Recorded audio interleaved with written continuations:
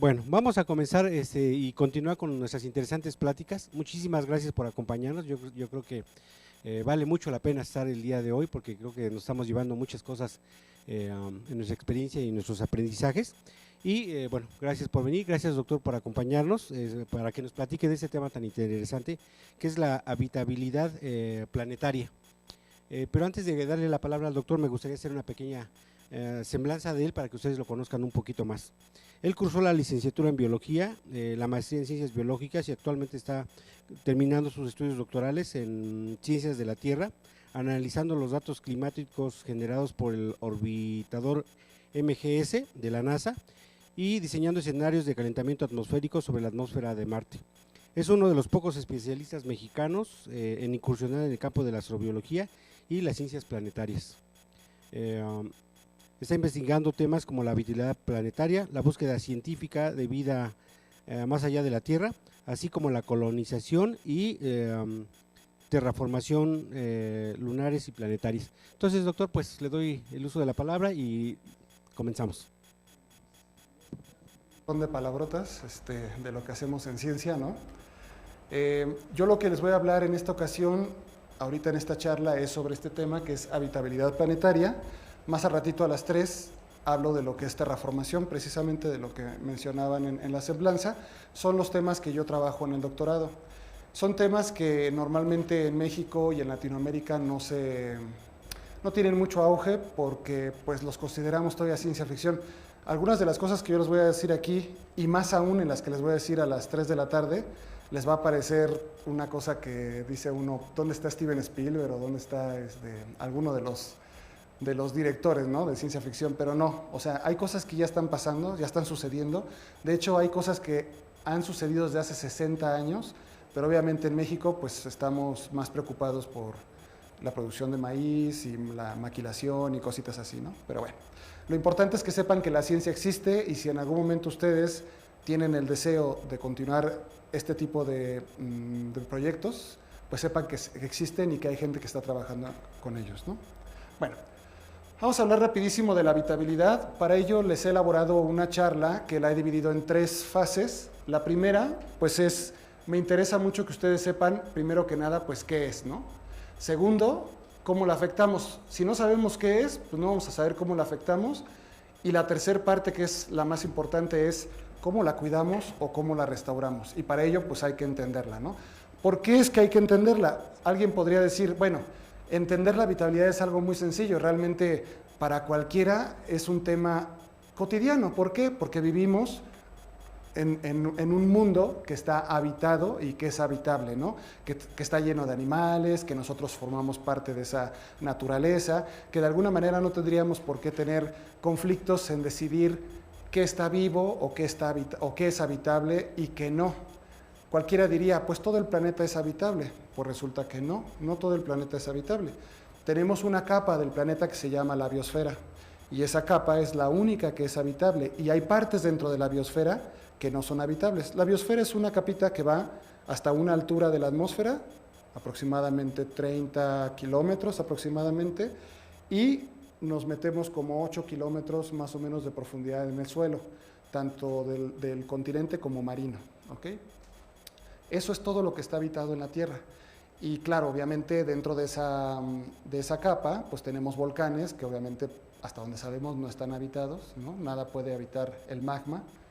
Hasta ahorita sabemos eso. Pero de ahí en fuera, pues hasta los hielos de la Antártida están habitados, ¿no? Entonces, muchas personas dicen, oye, es un tema muy sencillo, ¿por qué vienes a exponer esto si todo el mundo sabemos que pues, esto está habitable, ¿no? Y sabemos qué es la vida. Pues no, fíjense que no. Resulta que los biólogos, ni siquiera nosotros los biólogos estamos del todo seguros de qué es la vida. Es decir, todavía a estas alturas del partido, después de cientos de años de naturalismo, y varias décadas de años de biología, todavía estamos poniéndonos de acuerdo en qué es la vida. Seguramente a ustedes les han enseñado esta definición. La vida es todo aquello que tiene la capacidad de nacer, reproducirse, crecer y morir, ¿no? Pero resulta que esta definición no es del todo correcta y no engloba toda la vida. Resulta que este fenómeno de aquí, que lo conocemos como fuego, también nace crece, se reproduce y también muere. Entonces, por lo tanto, debería de estar vivo. Este cristal que tenemos acá, los minerales, también cumplen con esa característica, pero no están vivos, ¿o sí? Y ahí es donde viene el problema filosófico de qué es lo que está vivo y qué es lo que no. Dice aquí que nace, crece, se reproduce y muere. Una bacteria se reproduce, eso no hay ningún problema, ya lo sabemos, pero no crece. La bacteria en realidad crece mientras está empezando a reproducir y una vez que se divide, ya se dividió, ya creció, pero se dividió antes de reproducirse, por así decirlo. Entonces no cumple algunos criterios. Y luego tenemos, por ejemplo, este animalito de aquí. Este es una mula y la mula no se reproduce, si lo saben, ¿no? Es estéril. Por lo tanto, técnicamente bajo esta definición no está viva. ¿Ok? Entonces, tenemos varias dificultades y así como esta definición, que es una de las más sencillas que nos enseñan desde la secundaria, tenemos definiciones un poco más complejas, cerca de 20 definiciones a las que llamamos definiciones utilitarias. No les llamamos definición general. En biología no hay leyes. En biología rara vez llegamos a tener una definición general, es decir, algo que englobe todo y cumpla. No, desafortunadamente no. Por lo tanto, lo que hacemos en biología es que normalmente reunimos una serie de cualidades y lo que hacemos son descripciones fenomenológicas, así se le llama, describir el fenómeno. Bueno, ahora, quiero que entiendan una cosa también que es muy importante en biología. Nosotros creemos que, como hemos vivido en este planeta bueno, la especie humana estamos hablando que tiene 200 a 250 mil años, la civilización humana 10.000 años más o menos, un poquito más. Entonces, como decimos, ya tenemos muchos años viviendo en la Tierra, ya deberíamos de conocer toda la vida de la Tierra. Pues, ¿qué creen? No. Uno de los grupos taxonómicos que más conocemos, por ejemplo, pues son los cordados. ¿Qué quiere decir? Pues los invertebrados grandes, ¿no? Mamíferos, aves, peces, etcétera. Fíjense, en verde es lo que conocemos y en amarillo es lo que desconocemos. Esto es en porcentaje y esto es en cantidad. Vean, por ejemplo, muy poquito es lo que el mundo tiene de estos animales comparados con todos los demás taxones, ¿no? Por ejemplo, vean, de los virus y de los procariontes conocemos prácticamente nada. Es muy poco lo que conocemos de la vida, pero estamos haciendo un gran trabajo. O sea, los biólogos, como pueden ver, tenemos mucho trabajo y hay mucho que hacer. Lástima que no nos paguen bien, pero tenemos que exigir. Bueno, ok. El tema de habitabilidad normalmente en biología no se trata como tal, es decir, cuando nosotros estamos en las clases y cuando nosotros estamos haciendo investigación en biología, normalmente no utilizamos o casi nunca utilizamos la palabra habitabilidad. Nosotros la habitabilidad la entendemos o la estudiamos en base a dos conceptos, nicho ecológico y hábitat, seguramente los habrán escuchado. Con estos dos nichos nos basta a los biólogos para hacer la investigación que querramos. No necesitamos hablar de habitabilidad porque ya sabemos que ambos la describen. En cambio, el concepto de habitabilidad es un concepto relativamente nuevo en la ciencia. ¿Y quién lo sacó? Lo sacó la astrobiología o exobiología, que es en lo que algunos nos estamos formando aquí en México, pero en el mundo, pues ya desde los años 60 existe la exobiología, ¿no? Por ejemplo, y apenas aquí tenemos unos cuantos años, pero qué bueno que ya está. Fíjense, todos estos, esto nada más es una muestra, estos apenas serán unos 7, 8 estudios que les pongo y vean cuáles son las revistas. Este es el Annual Review of Astronomy and Astrophysics, Astrobiology, Space Science Reviews, Nature, Science, o sea, algunas de las revistas más importantes que tenemos en la ciencia, pero que están enfocadas hacia la astronomía, la astrofísica o la astrobiología, son las que manejan este tema. Este tema como tal no se lo van a encontrar en ninguna revista que se relacione con biología. No está mal, pero quiero que sepan que para nosotros es muy nuevo y por lo tanto es algo muy extraño, muy complejo. Pero no se asusten, en algún momento lo vamos a llevar a las revistas de biología. Pero lo bueno es que ya existe y se está investigando. El interés que tenía la astronomía, o bueno, que tiene la astronomía y la astrobiología de estudiar la habitabilidad, es porque a ellos les interesa saber si más allá de la Tierra pudiese haber un lugar en donde la vida pudiera florecer. La vida nativa, es decir, vida que se originara en ese lugar. También de refilón les interesa saber si nosotros en algún momento podríamos llevar a un organismo a ese lugar y podría sobrevivir. Dígase, principalmente nosotros, ¿no? Porque no somos tan altruistas como para llevarnos perritos a que sobrevivan en otro planeta, porque ¿para qué? ¿No? O sea, realmente lo que más nos interesa pues es poder llegar nosotros a otro lugar y poder habitarlo. Bueno, la sorpresa que nos hemos llevado en los más de 3.000, casi 4.000 planetas más allá del sistema solar que hemos descubierto, es que no existe otro lugar como la Tierra. No existe otro planeta habitable. Es decir, no existe un lugar como lo vemos en las películas donde podemos bajar de la nave, quitarnos el casco y decir, mira, misteriosamente podemos respirar este aire, curiosamente hay 20 y tantos % de oxígeno. ¿Cómo le habrán hecho, no? O sea, no, este 23% que tenemos de oxígeno no fue gratis, fue a lo largo de millones de años y nosotros evolucionamos en ese porcentaje.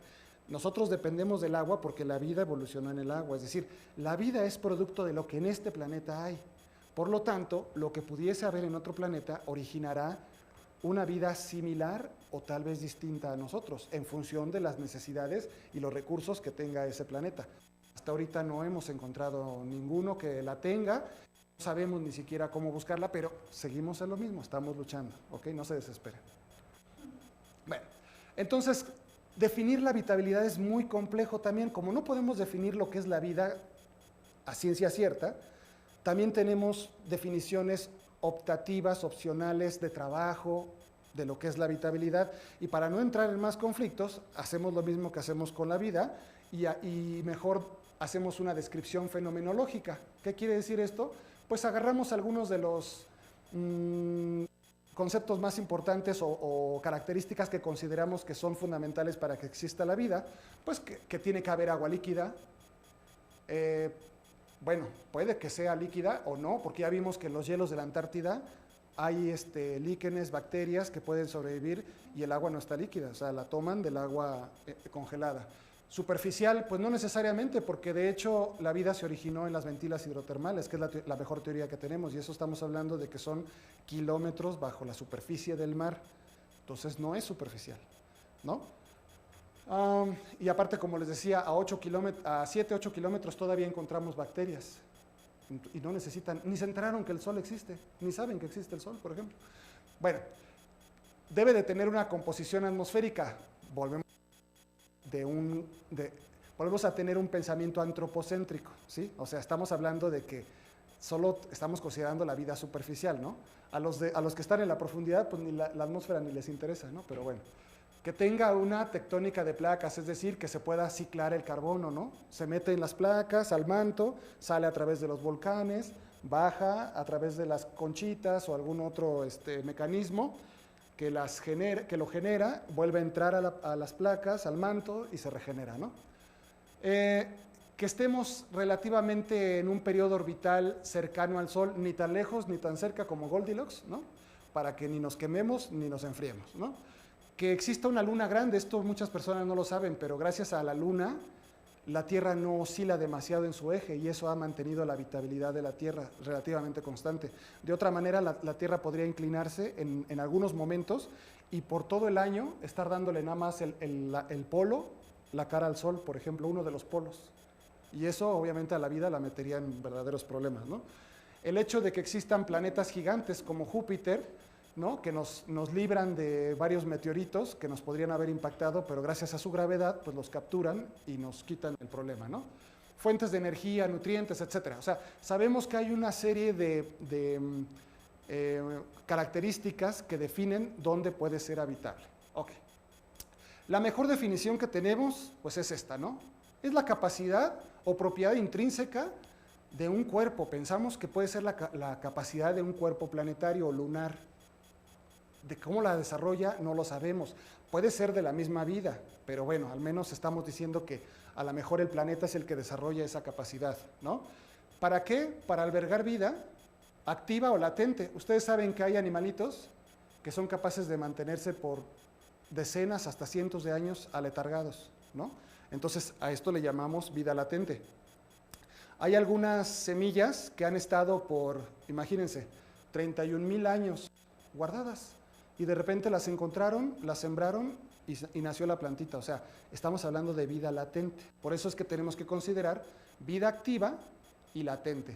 Por un tiempo indeterminado. ¿Cuánto es ese tiempo? Pues no sabemos, porque al menos aquí pues hemos tenido eones, eras, periodos, épocas, ¿no? Estamos hablando de que desde 4.000 millones de años tenemos vida en este planeta. ¿Cuánto es lo que tiene que permanecer en un planeta la vida para decir que es habitable? Todavía no lo definimos, pero sabemos que tiene que ser un periodo por lo menos amplio, ¿no? Bueno, ok. Para poder entender un poco mejor la habitabilidad hay que clasificarla. Y para clasificarla yo he hecho esta clasificación en la que pongo 4 tipos de habitabilidades. La terrestre, que es la que todos conocemos. La lunar, que es la que se podría desarrollar en alguna luna, no necesariamente la nuestra, en cualquier otra luna. También puede ser la exohabitabilidad, donde este prefijo lo que nos indica es la vida que nosotros llevaríamos o que una vida tecnológicamente desarrollada llevaría a otro lugar y la pondría ahí a florecer. Incluso no sabemos si eso sucedió con la vida en la Tierra, ¿no? También hay una teoría que se llama panspermia, que dice que probablemente la vida pudo haber sido traída de alguna manera, no sabemos cómo, si de manera natural o si vieron la película de Prometeo, pues ya se imaginarán que a lo mejor alguien vino y la sembró y bueno, todo bonito. Tenemos también lo que es la xenohabitabilidad, donde xeno, significa extraño. ¿Qué quiere decir? Una vida que se origina en otro lado, que desconocemos, que todavía no hemos estudiado, una vida nativa, ¿no? Y bueno, todas estas habitabilidades también se pueden desarrollar de manera interplanetaria o interestelar, es decir, aquella vida que viaja entre planetas, ¿no? O aquella vida que puede viajar entre las estrellas, como lo decíamos hace un momento, por meteoritos o por alguna forma de vida que transporte otras, ¿no? Bueno, claro, evidentemente a la que le prestamos más atención normalmente pues es a esta, ¿no? Porque estamos inmersos en ello, ¿no?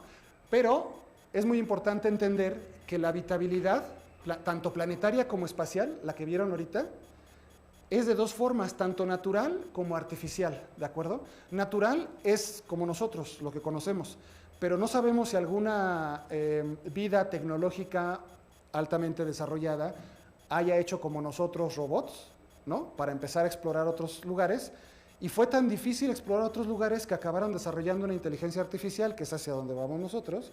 Y en su momento esta inteligencia artificial tomó decidió proclamarse como un ser vivo y en su momento está formando una colonia, una población, etcétera. Vuelvo a repetirlo, esto parece ciencia ficción, pero se considera de manera objetiva. A nivel mundial hay como 7, 8 organismos que estudian la problemática de que la inteligencia artificial pueda declararse un organismo y entonces puede haber conflictos, etcétera, y no es Terminator, no es Ghost in the Shell, ni nada de eso, o sea, sí puede existir, ¿no? Bueno, bien. ¿Qué tenemos? Como les decía hace un momento, la vida terrestre, caray, se fueron todas. La vida terrestre la podemos dividir en 3 fases, lo que sería la general, que es la vida que siempre ha estado en la Tierra, es decir, la que yo les digo que tiene aproximadamente desde hace 4.000 millones de años hasta la fecha, y es una vida que en su momento también probablemente va a terminar, porque dentro de 1.700 millones de años, el Sol va a crecer, no, ya no salió, tenía una imagencita, ok, algo pasó ahí, bueno, en algún momento, bueno, ahí está, ¿no? En algún momento el Sol va a crecer de tal manera que se va a comer a la Tierra, a Mercurio, Venus y a la Tierra, ¿no? Por su crecimiento, porque así son todas las estrellas, o sea, las estrellas van creciendo y en su momento algunas explotan, otras nada más se colapsan, etcétera. Nuestro Sol no va a explotar, se va a colapsar, pero va a crecer a tal medida que va a imbuir a la Tierra en su propia heliosfera, ¿no? Entonces, es probable que la vida superficial no pueda persistir y no sabemos si la vida subterránea logre subsistir a esto, pero por lo tanto consideramos que dentro de 1.700 millones de años sería el fin, ¿no? Tenemos lo que llamamos la habitabilidad terrestre taxonómica. ¿Qué quiere decir? Que cada especie tiene su hábitat. Y esto lo sabemos perfectamente.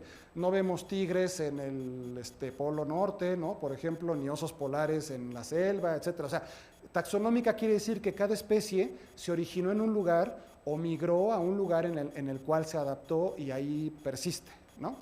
Nosotros somos parte de estas habitabilidades, nada más que, pues, hemos comenzado a crear una habitabilidad distinta. Es decir, empezamos como seres naturales, totalmente naturales, pero conforme ha pasado el tiempo de nuestra evolución, ¿no?, hasta que llegamos acá, de repente todos los demás naturales pues han desaparecido.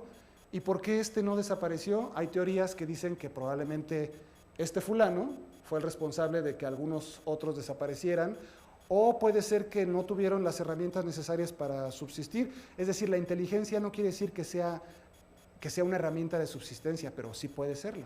Pero hay que investigar al respecto, ¿sí? Lo que sí pasa con la inteligencia es que nos ha permitido desarrollar una habitabilidad artificial. ¿Cómo es esto? Bueno, como todos sabemos, en su momento el ser humano, hace 200, 250 mil años, se origina y sale por obra de un cambio climático, sale de África, se empieza a expandir por todo el mundo, pasa una primera glaciación en África y después, hace como 125 mil años, es cuando sale y se empieza a difundir por toda la Tierra. Y atraviesa otra glaciación, porque resulta que en este momento el ser humano estamos todavía en forma natural, es decir, cazamos, recolectamos, tememos a los depredadores, nos tenemos que defender de ellos, etcétera, pero llega un punto en el que vamos desarrollando capacidades, herramientas, y esas herramientas a su vez pues nos van permitiendo sobrevivir a la segunda glaciación que atraviesa nuestra especie, y aunque todavía nos enfrentábamos a depredadores, al hambre y al frío, pues de alguna manera comenzamos a desarrollar la capacidad de tener lugarcitos en los cuales mejor nos dedicamos a producir nuestro alimento, son más seguros, ya domesticamos especies, algunas de ellas nos cuidan, ¿no? Algunas de ellas pues nos alimentamos, otras nada más maullan, pero no importa, ¿no? Pero bueno, empezamos a, no, así se comen las ratas, pero bueno, empezamos a tener estos aliados y a su vez empezamos a controlar la producción de alimentos, y de esa manera nos volver de lo natural poquito a poquito hacia lo artificial. No quiere decir que hayamos hecho un salto, esto es estamos haciéndonos artificiales de alguna manera. ¿Cómo es esto? Bueno, pues resulta que desde la agricultura y desde la domesticación se puede considerar que comienza la habitabilidad artificial del ser humano. En esta cumbre, digamos, a la que hemos llegado, pues transformamos los lugares llenos de esas hermosas y altas ceibas a estos hermosos y altos árboles de puro concreto, vidrio y acero, ¿no? Pero bueno, en eso estamos, ¿no? ¿Quién sabe qué va a seguir? Lo importante es que el humano ha sido tan exitoso en su desarrollo de habitabilidad artificial que hemos sido capaces de fundar ciudades donde no hay agua, por ejemplo, ¿no? Conocen Las Vegas, ¿no? Ciudades donde, por ejemplo, el calor te mataría en ciertas épocas del año y a ciertas horas del día si estuvieras polulando por ahí en la calle. No se puede, ¿no? Lugares en Noruega, por ejemplo, donde pasaría lo mismo con el frío, no puedes estar afuera, ni aún abrigado, por ejemplo, ¿no? Lugares en donde hay que combatir contra volcanes y el humano ha sido exitoso en desviar incluso flujos de lava, como en Islandia, ¿no? O sea, ¿ven cómo desarrollamos esa capacidad artificial de habitabilidad? O lugares en donde no debería de haber una ciudad, pero existe, ¿no? Pero bueno, ok, y es hermosa, pero existe. Bueno, ok, entonces, ¿en qué nos convertimos los seres humanos cuando llegamos a ser habitabilidad artificial? Pues resulta que nos hemos convertido poco a poco en una especie de driver de extinción o motor de extinción. ¿Qué quiere decir esto? En el registro fósil cercano, es decir, en los últimos 400 millones de años aproximadamente, hemos registrado 5 grandes extinciones, las que llamamos extinciones masivas porque se han llevado a casi toda la vida, ¿no?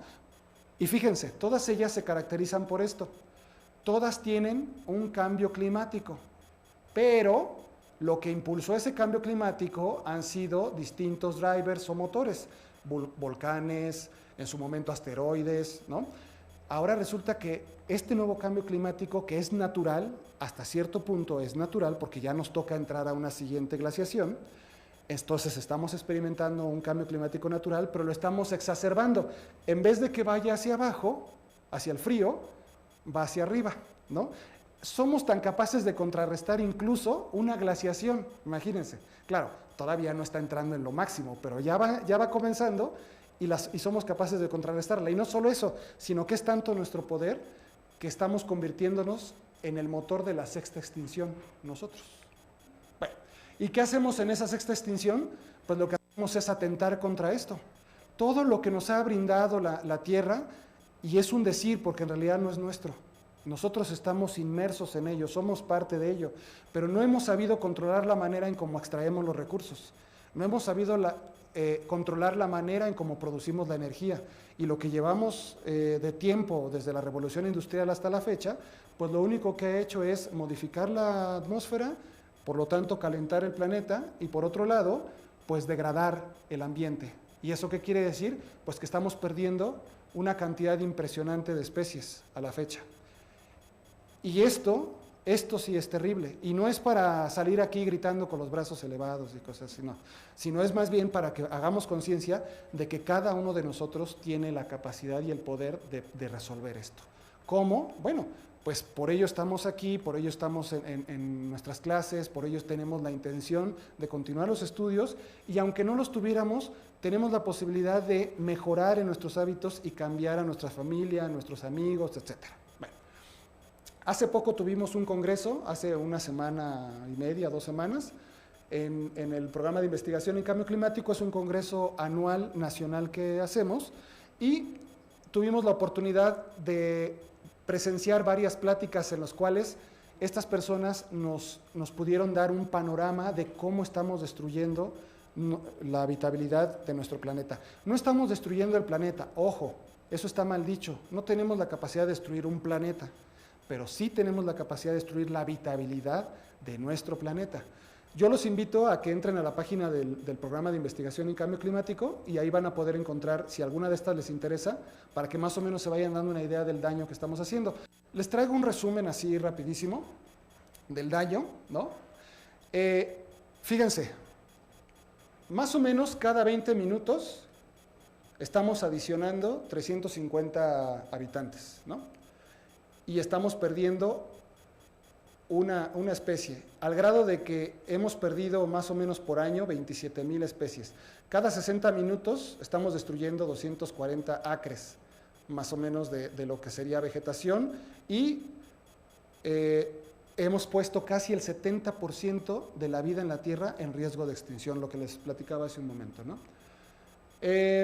Vamos a perder más o menos el 20% de las especies en los siguientes 30 años, y más o menos el 80% del daño que estamos haciendo es debido a la destrucción del hábitat, ¿sí? Y como esto, ustedes van a poder encontrar en internet un montón de datos, valores, de cómo hemos destruido cada uno de estos grupos de vegetales y animales, de todo el daño que estamos haciendo, de que más o menos ya hemos declinado, hemos disminuido el 52% de la biodiversidad mundial, imagínense. Y bueno, las causas, como les decía, principalmente pues son estas, ¿no? Que es destrucción del hábitat, y en este momento no es tanto el cambio climático, aunque de la manera en cómo está avanzando, en su momento es el que va a sustituir quizá estos, o los va a alcanzar. Porque el cambio climático va a representar un gran problema. ¿Por qué sucede todo esto? Bueno, porque lo que hacemos es que rompemos cadenas, rompemos redes, cadenas y redes, que a su vez dañan los ecosistemas, y al dañarse los ecosistemas hay retroalimentaciones en las cuales se dañan cadenas, y así constantemente se están retroalimentando los daños, ¿no? Bueno, ustedes han escuchado la palabra bienes ecosistémicos o servicios ecosistémicos. Bueno, resulta que esos servicios ecosistémicos son los que nos dan el alimento. Los polinizadores son un servicio ecosistémico. ¿Por qué? Porque producen cerca del 75% de los frutos que nos comemos, por ejemplo, de las verduras y frutos que nos comemos. Filtran el agua, ¿no? Se obtiene un ciclo del agua en el cual contribuye los ecosistemas, limpian el agua, ¿no? Que nosotros mismos contaminamos. En fin, no me voy a tardar mucho, pero tenemos una serie de servicios muy importantes que de alguna manera nosotros estamos destruyendo, y nos producen un bienestar que vamos a dejar de recibir. Ahora, con el cambio climático nosotros nos estamos preocupando por... Ya creo que dejó de funcionar. ¿La que sigue? ¿Por allí? A ver, ¿se puede pasar la que sigue? ¿O se trabó o qué? ¿Se congeló? Ok. Bien. En el cambio climático nos estamos preocupando, los acuerdos de París se hicieron porque no queremos alcanzar el 1.5. Pero cuando decimos el 1.5 grados por arriba de la temperatura preindustrial, estamos hablando de que no queremos subir la temperatura de toda la atmósfera, de todo el planeta, más de 1.5 grados, porque entonces vamos a empezar a tener efectos muy fuertes. ¿En qué? Sequías, inundaciones, huracanes, ondas de calor, etcétera. Y todo eso de alguna manera pues afecta a las poblaciones humanas, las más vulnerables, pero también a los ricos.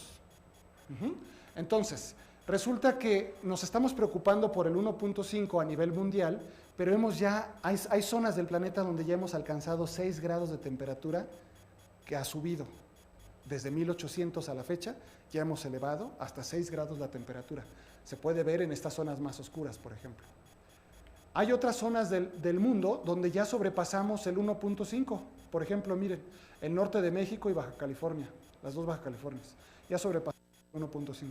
Claro, el resto del mundo nos estamos yendo hacia allá, ¿no? Y lo que queremos es que en total no se cumpla el 1.5. Ahorita en total, en toda la atmósfera planetaria, hemos subido 0.98, casi 1 grado es lo que hemos subido.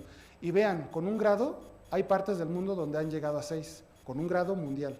Si llegamos a 1.5, si llegamos a 2 grados, imagínense esas zonas del planeta, lo que va a pasar, ¿no? Entonces estamos hablando de que estamos poniendo zonas del planeta en riesgo de ser inhabitables. Esa es la situación. Bueno, no todo es malo, hay que reconocer, lo primero, hay que reconocer que el problema somos nosotros y por ende también somos la solución. ¿Y qué hay que hacer? Bueno, pues un punto es conocer y entender qué es lo que estamos haciendo ahorita y lo que podemos hacer en todas las charlas a las que vayamos. En internet hay mucha información acerca de lo que podemos hacer para disminuir el consumo. El consumo humano es uno de los principales problemas, si no es que es el principal. ¿Y qué produce el consumo? Pues toda la contaminación y toda la destrucción de alguna manera, porque es la depredación del hábitat. También tenemos que aprender a valorar. Hay un organismo que ha intentado hacer una valoración de cuánto en este momento nos cuestan los servicios ecosistémicos. Son muy baratos, fíjense. Más o menos para América, anualmente, cada uno de nosotros estaríamos pagando 470 pesos por los servicios ecosistémicos. Y a nivel mundial, unos 315 anuales por los servicios ecosistémicos, ahorita. Pero cuando aumente el cambio climático y la degradación del hábitat, esto se puede multiplicar. Y no vamos a tener el dinero para cada uno de nosotros pagarlo. No nos va a alcanzar. Simple y sencillamente. Entonces, pues hay que organizarnos. Afortunadamente ya tenemos varios organismos a nivel mundial que ya están tratando este tema y muchos otros y están tratando de proteger lo que tenemos, ¿no? Entonces hay que apoyarlos también. Afortunadamente, pues ya tenemos este también, que es la Convención sobre la Protección de Habitabilidad Terrestre. ¿Alguno de ustedes conoce sus fundamentos o los objetivos de ella? ¿No? Bueno, ¿por qué no los conocen? Deberían de conocerlos. ¿Pero saben por qué no? Porque no existe todavía, pero deberíamos de crearla, ¿sí? Esto es lo que tenemos que hacer, aprender también cómo proteger, manejar y restaurar. Hay muchas opciones. Hay páginas en internet donde uno se puede meter a ver cuál es la huella de carbono y la huella ecológica de cada uno y cómo irla reduciendo. Eso es un buen ejercicio. También por ello tenemos que tener una buena educación y cambios en la sociedad. Nuestras ciudades deben de ser distintas, debemos de tener inclusión de mujeres y hombres, debemos de organizarnos mejor, intentar migrar hacia la permacultura, otro tipo de actividades que consuman menos energía, que consuman menos plásticos y por lo tanto que no aporten tanto daño al ambiente. Bueno, y por último, pues lo único que nos va, si no cambiamos nada de esto, tarde o temprano lo que vamos a hacer es que vamos a tener que recurrir a esto, que no es lo mejor. La geoingeniería puede llegar a ser una posible solución, es decir, tapar la energía del sol de alguna manera, hacer grandes transformaciones planetarias, pero hay un riesgo, y ese riesgo puede ser, si esto es un riesgo, ese tipo de riesgos podría significar algo que ya no es, ya no lo podemos regenerar, pues, ¿sí?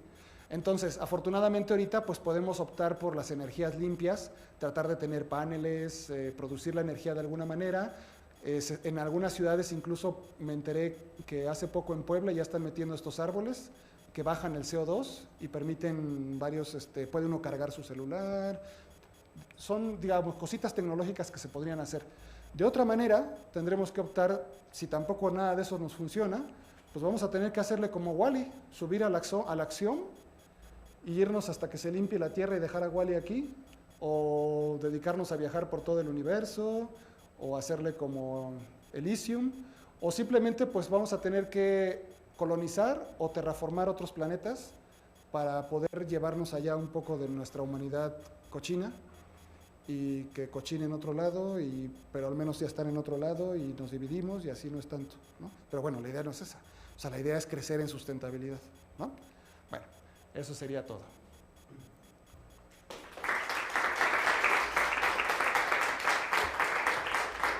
Pues muchas gracias, doctor, qué interesante plática, yo creo que hay muchísimo por platicar del tema.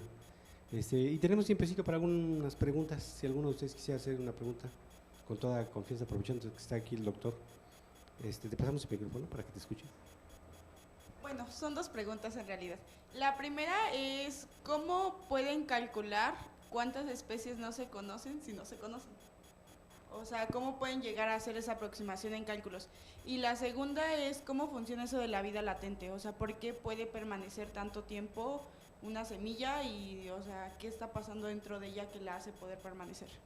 Ok, mira, la taxonomía es algo muy divertido, muy padre, porque lo que te permite la taxonomía es que tú vas conociendo especies, vas descubriendo especies, pero la manera en cómo tú las vas descubriendo te da una idea de cuántas más podrías descubrir. Es decir, si tienes un ambiente muy diverso y de repente descubriste 3 especies cada cierto tiempo, tú dices, pues más o menos calculo que si descubro 3 cada mes, por ejemplo, ¿no? Por decir algo, entonces a estas alturas ya debería haber descubierto, no sé, 3 por 12 y así va siendo 30 y tantos, ¿no? Dices, mi multiplicación. Pero de repente dices, caray, nada más descubrí 8. ¿Y dónde están las otras? Pues es que a lo mejor me falta la metodología adecuada para descubrir o no sé distinguir una especie de la otra, muchas son muy pequeñas, entonces es toda una situación que todavía estamos entrenándonos, ¿no? O sea, no es tan fácil, o sea, es toda una búsqueda, ¿no? Y la otra me decías que era en cuanto a la... ¿qué? La vida latente, ok. ¿Qué mecanismos tiene la vida? Bueno, resulta que a lo largo de 4.000 millones de años de evolución que hemos tenido, algunas ramas de la vida han encontrado la manera de generalizarse y otras de especializarse. Es decir, agarran un nicho, las especialistas agarran un nicho pequeño donde obtienen todo su alimento, hábitat, pareja, etcétera, ¿no? Y se mantienen constantes en ese nicho porque casi no se altera. En cambio, las generalistas de repente compiten mucho, se mueven para acá, para allá, tienen que aprender a sacar recursos por otros lados, ¿sí? Nosotros somos generalistas. Entonces, en esas estrategias, algunas especies no encontraron, no se favorecieron ni de una ni de la otra. Entonces, cuando el ambiente cambia mucho, tienen que encontrar la manera de aletargarse para que pase esa parte difícil y después vuelven a nacer o a surgir, como sucede, por ejemplo, con los osos que hibernan, o como, por ejemplo, estos animalitos, los ositos de agua que les llaman, no sé, se me olvidó ahorita el nombre, los tardígrados, ¿no? Bacterias hacen lo mismo, líquenes hacen lo mismo, o sea, hay una gran variedad de organismos que se aletargan para que pase lo difícil y luego ya en la mejor época del año vuelven a surgir. Hay animales también muy complejos, como por ejemplo hay una medusa que teóricamente no muere.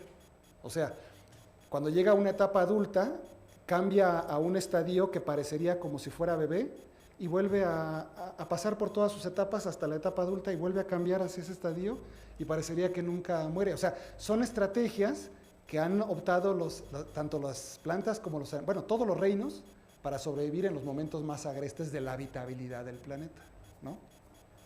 ¿Quién más? Bueno, ¿sí me escucho? Antes que nada, pues quiero darle las gracias por venir a darnos este tipo de pláticas. Y son 4 puntos a resaltar en cada una de las fases. Primero, en la primera fase, cuando estábamos hablando de habitabilidad, hay una idea que me gusta mucho, pero no la tocó, entonces no sé si quisiera que la desenvolviera un poco, algo que se llama convergencia evolutiva. Cuando estábamos hablando de animales que surgen en otro planeta, a lo mejor no tienen las mismas características físicas de este planeta, pero a lo mejor sí pueden encontrarse como, no sé, elementos como algún elemento semejante. Sí. Entonces, un ejemplo que ahorita se me viene a la cabeza es que si hubiera, no sé, nitrógeno o agua en estado líquido en algún planeta, pues podrían encontrarse especies en forma de pez, ¿no? Porque es una forma más hidrodinámica de desplazarse en el agua. Y otro también, creo que eso lo estaba viendo en un documental, no sé si sea tan válido también, que como nosotros somos una forma de vida a base de carbono, es lo que más se pretende como encontrar en otras partes del universo, ¿no? O sea, siempre tratamos como encontrar estos seres que tengan esta misma relación, pero pues no necesariamente tiene que ser así. Probablemente sean, no sé, seres a base de nitrógeno y estamos buscando las características erróneas en un planeta. Necesitamos encontrar una atmósfera con oxígeno, un ambiente acuoso. El carbono es muy abundante, por eso es que de alguna manera la vida encontró en el carbono y aparte su forma de relacionarse químicamente es muy estable y muy variada, por eso. Pero otro que lleva a cabo lo mismo más o menos es el silicio. Entonces ustedes pueden encontrar en internet que hay trabajos científicos serios de cómo podría ser la vida basada en silicio, por ejemplo, de lo que decías. Ajá, bueno, eso. Y y ya pasando a la fase 2, lo que estaba hablando del elemento extintivo, o sea, las 6 extinciones masivas que fueron, o bueno, que se crearon, 5 extinciones masivas que se crearon, bueno, que se ocurrieron antes, tuvieron diversos elementos. Yo creo que ahorita el problema con la extinción que está ocurriendo actualmente es que no le estamos dejando como un margen de recuperación, porque yo creo que la extinción fue como algo que llegó y causó un desastre, pero las especies que sobrevivían pues pudieron seguir continuando, ¿no? Las que estaban más generalizadas para adaptarse. El problema con lo que está pasando actualmente es que estamos destruyendo los ecosistemas, vamos demasiado rápido, entonces una especie que redujo su número, pues no le estamos dejando como las posibilidades de y eso es lo que acaba con especies, porque no se regenera. Y lo otro ya va más como un punto de vista geopolítico, quisiera pensar, porque el 1.5 al que no quieren llegar de acuerdo a los tratados de París, me parece que, o lo creo yo así, que lo están viendo desde un punto de vista económico, no tanto biológico. De hecho. Porque totalmente. De hecho, si nosotros dijéramos, pues queremos cuidar las especies y no queremos que se extinga nada, pues no tendría que aumentar ni siquiera una centésima de grados.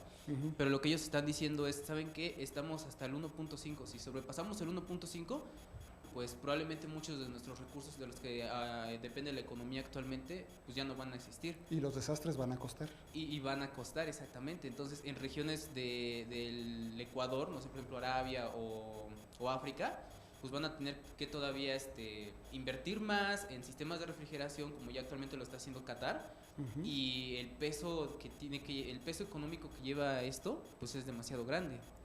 Y entonces, las migraciones van a ocasionar un gran problema, entre ellas guerras. Y ya lo estamos viendo ahorita en Europa, ¿no? Las migraciones que salen de Siria, de Líbano, porque los refugiados de Siria salen precisamente porque una sequía acabó con sus cosechas, creo que en el periodo de 2010 a 2015. Naturales y hechos por el hombre, ¿no? Y en Centroamérica también está atravesando una sequía que ya se está viendo reflejado en las ondas migratorias que están yendo hacia los Estados Unidos. Entonces nada más son como los puntos que quiero de hecho resaltar. Sí es geopolítico, sí. Y ya me acordé. El procedimiento que dice usted que regresan de viejos y después regresan a jóvenes. De la medusa. Se llama neotenia, algo así. No me acuerdo. Por eso mejor ni saqué la palabrota, porque dije no voy a hacer la de malas y saco la. Pero va por ahí. Bueno, gracias. Sí. Sí, de hecho eso es algo que tenemos que considerar. Todos, miren, muchas personas me han dicho, oye, realmente no podemos hacer nada, porque a lo mejor yo dejo de consumir plásticos y a lo mejor yo dejo de consumir carne o consumo una vez a la semana carne y entonces me vuelvo más ecológico, disminuyo mis huellas, soy buena onda y ya, soy hippie y ya, ¿no? Buena onda, ¿no? Pero nada más lo hago yo y no lo van a hacer otros, ¿no? Entonces, ¿para qué lo hago? Y no, ese es un gran problema. O sea, si tú lo haces, otros lo hacen. Y otros, y así se empieza a volver una cadenita. Además, dicen por ahí, es que ¿cómo vamos a poder luchar contra el sistema neoliberal? El sistema neoliberal no nos va a dejar. Pues no nos va a dejar porque no lo dejamos, porque nosotros no nos dejamos a nosotros mismos luchar. O sea, final de cuentas, el sistema neoliberal se basa en el consumo. ¿Y quién consume? O sea, sí, va a hacer todo lo posible y va a luchar y va a sacar las garras y nos va a hacer lo que quiera, pero en nosotros va a estar la posibilidad de que cambiemos el sistema. Por eso es que los chicos salen con las pancartas y dicen, cambiemos el sistema, no el clima, ¿no? Y esa es la idea, somos nosotros, ¿ok? ¿Listo? Pues nos gustaría seguir haciendo preguntas porque el tema da para muchísimo, pero ya estamos justamente en tiempos. La preguntita. Y tiene usted una pregunta para... A ver, les van a dar un premiecito a quien conteste mejor, ¿de acuerdo? A ver, me van a decir cómo definirían habitabilidad. Levanten la mano. Como la capacidad que tiene un lugar de albergar vida de acuerdo a sus características. ¿Alguien más? ¿Alguien más quiere definir habitabilidad? La capacidad que tiene un cuerpo intrínseco de mantener por un periodo de tiempo vida latente o activa. ¿Quién más? No sé, aquel cuerpo que disponga de los elementos para que la vida pueda emerger y desarrollarse. Sí, pues las tres la acertaron, pero le vamos a dar a la que dijo primero. Pues muy bien, ese es un regalito para el doctor. Le damos un fuerte aplauso y un agradecimiento por acompañarnos. Gracias, gracias. Pues muchas gracias por acompañarnos.